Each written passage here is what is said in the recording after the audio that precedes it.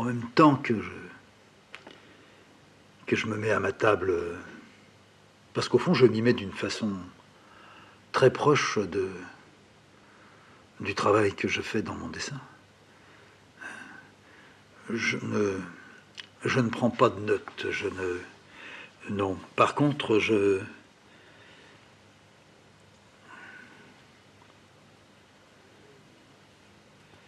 réunis tout un tas de bouts de papier qui sont un peu éparpillés dans mes pièces.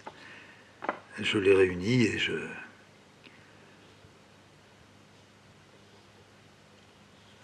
leur jette un petit coup d'œil. Non pas juste avant de me mettre au travail, mais avant de me jeter. Me jeter ne veut pas dire que tout de suite j'appuie sur la touche. Là, j'ai une telle sensation de vide.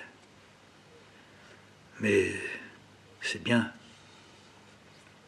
C'est bien ce qui m'arrive quand je veux rentrer dans un dessin. C'est la même chose. Je me mets là et il faut que je plonge. Mais entre se jeter, quitter le sol et filer vers le bas, mais ça pourrait être aussi filer vers le haut. Entre ce moment-là qui va venir et le travail qui va commencer, il y a un court ou un long moment pour... Mais c'est quoi ça? Ce n'est pas seulement le moment de la préparation. Je ne pense pas ça.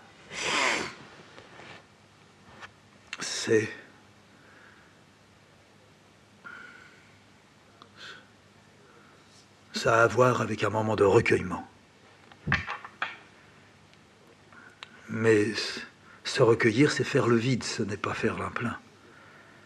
C'est malgré tout au moment où le geste qui porte la décision fait que le crayon s'enfonce dans le papier, ou que le doigt s'enfonce dans la touche, ou que l'encre coule de la plume.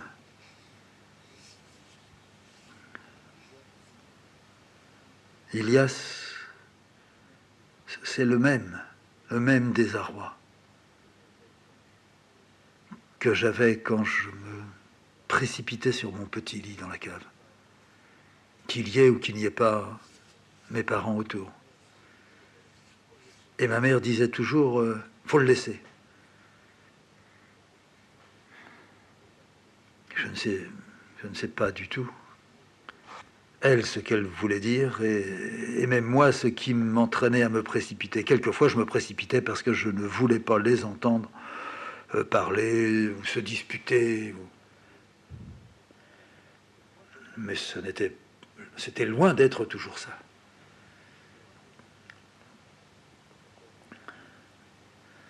Le recueillement, oui. Rentrer dans sa peau, rentrer dans sa chapelle. Sa propre tête considérée comme une cellule. Est-ce tellement difficile de pouvoir arriver à créer ce vide-là? Je réponds oui. Oui, c'est difficile. Parce qu'on ne s'en remet pas. On ne s'en remet pas à ce que l'on supplie. On s'en remet uniquement à la force que l'on croit et à l'attente meurtrière qui est en nous. C'est quoi tout ça?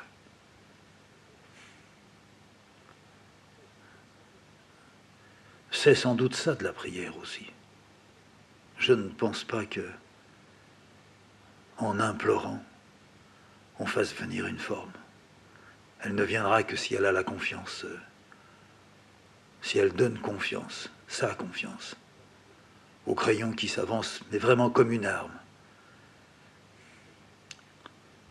Et peut-être que les mots qui viennent quand je parle, ce ne sont pas des mots que je façonne. Ce sont des mots qui montent comme des bulles du fond de l'eau. On voyait ça dans la Seine, mais on voit ça ici aussi, dans l'Indre, dans les lacs qui sont ici et là, les étangs. C'est un pays d'étangs. On se met au bord de l'eau et on regarde. J'y étais il y a peu. Il y avait ces fameuses bulles qui montaient, et qui venaient et qui éclataient à la surface. Poisson, peut-être. Macération de la boue, peut-être. Et si c'était l'esprit du fleuve? Moi, j'y crois.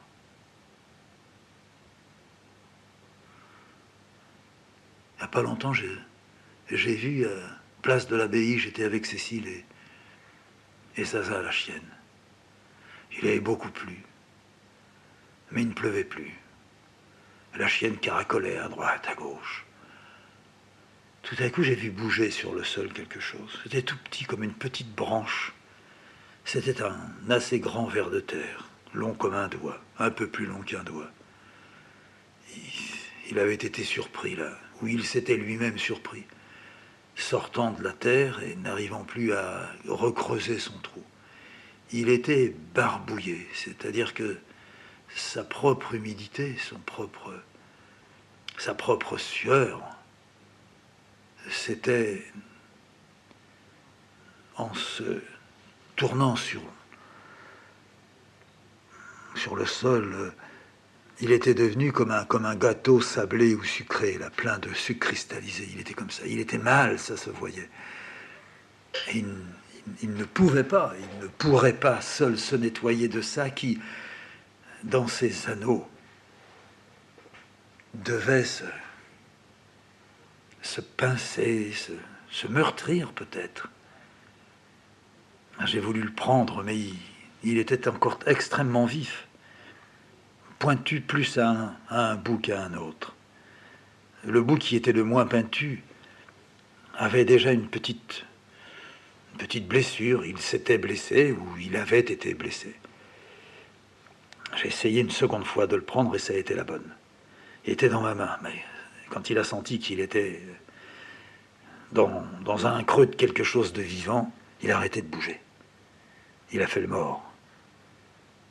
C'est un peu ce que je fais moi aussi. Par moments, je me sentirais presque ça. Un verre agité, et tout à coup, je suis dans le creux d'un instant. Qui sans doute est aussi la main de l'instant. Et du coup, je ne bouge plus. Je suis un peu paralysé. J'ai peur. J'ai souvent peur en dessinant. J'ai peur aussi en parlant.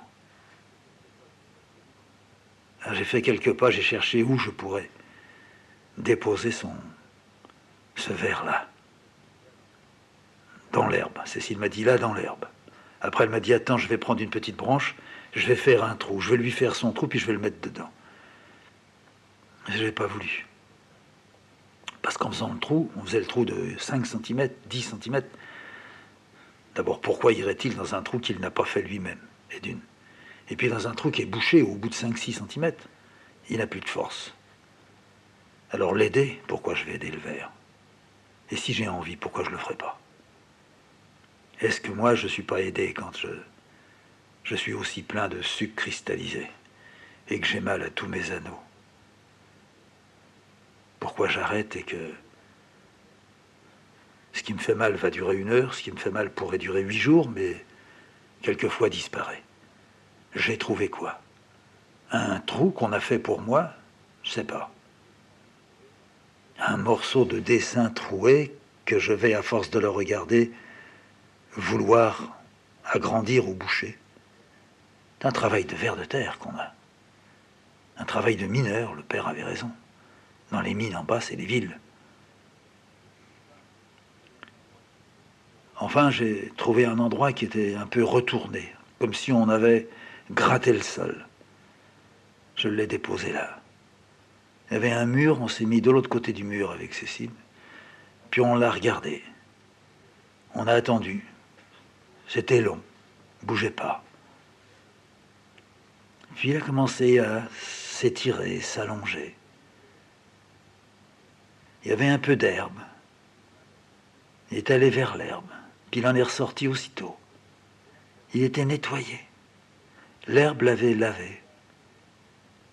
Et il s'est mis à avancer lentement, mais d'une façon tout à fait nouvelle, sur cette terre fine qui avait été remuée. Puis tout à coup, il a fait son dessin. On l'a pas revu. On était tellement fascinés par lui qu'on n'a pas vu qu'il venait de se dissoudre, de fondre. On a ri. Et Zaza, qui n'avait pas compris, mais qui nous a entendu rire, s'est mise à aboyer, elle aussi. Elle riait. Comment pousser tout ça? Comment continuer alors qu'il m'arrive de dire j'arrête et que le lendemain je dis je recommence? Comment est-ce qu'on fait? Comment est-ce qu'on fait quand on sait que ce que l'on est en train de faire, si on le mène pas loin de son terme, on n'est jamais sûr qu'on y est arrivé. On l'arrête peut-être en plein milieu. On croit que c'est arrivé. Comment faire dans ce monde dans lequel on est, qui est un monde si compliqué pour un artiste, si compliqué pour l'amour même. Oui. Comment faire pour ne pas faire tout ça à la sauvette et aimer profondément ça? Ce grand bouleversement, tremblement, volcan, cette explosion, est-ce que j'ai le droit de dire, du fond de l'être?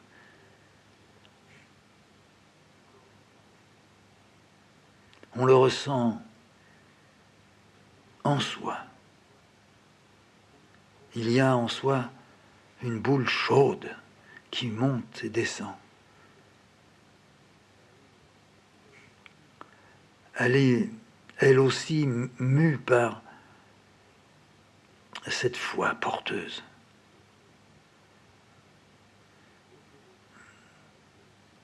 Aider, enrouler, blessé, sans souffrance, c'est pas possible. Non pas il a fallu se faire à elle, il a fallu l'accepter, elle. Tout est là. Alors ça serait une boule de souffrance. Ça serait la foi souffrante. Ça serait la souffrance de la foi. Ça serait la foi faite de souffrance. Oui, je m'arrêterai là. Enfin, je m'arrêterai. C'est ce que je prendrai le plus. Oui. C'est la foi pétrie de souffrance. Tu ne peux pas avancer si tu n'as pas ça.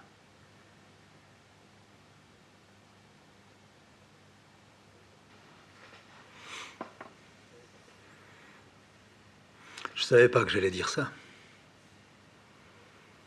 J'ai un grand envie, grand besoin de l'effacer. Je pourrais même pas m'écouter, parce que si je m'écoutais, là, c'est sûr que je foutrais ça en l'air. Il faut que j'arrête de déconner comme ça. C'est pas mon territoire. J'ai pas à répondre à des questions que je me pose. Pas celle-là. Je ne veux pas dire que c'est plus simple, mais J'ai l'impression que je deviens menteur. Ou que je pourrais devenir menteur. Il faut pas faire ça. Faut laisser ça aux autres, à ceux qui vraiment savent parler. Ils savent parler de leur état. Moi, les états, je dois les laisser couler.